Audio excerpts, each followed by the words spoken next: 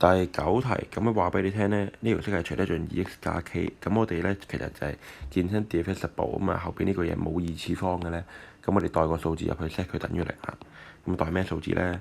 我哋諗下啦，如果我哋 2x 加 k 等於0，今次唔係一個數字，因為我哋係要轉 subject 去轉 x 做 subject 去揾其實我哋要代嘅就係呢個負 k over 2入去條式啦。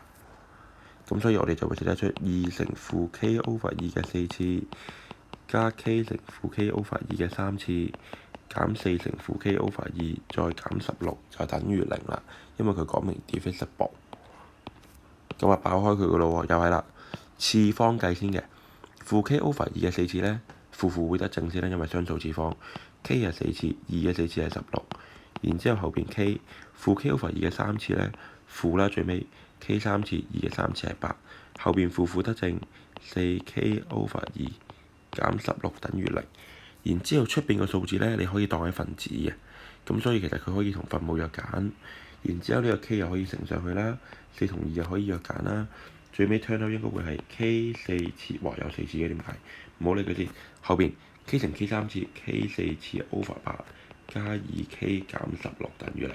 哦，一加一減抵消咗，咁然之後呢，你就可以好容易計到 k 噶啦。咁啊會計到 k 係等於8，佢唔會要你處理個4次方咁複雜嘅，基本上係啦，你只要咁做落去呢，基本上做得到噶啦。記住拆括弧處理咗個次方先，然之後先再乘翻出邊嘅嘢。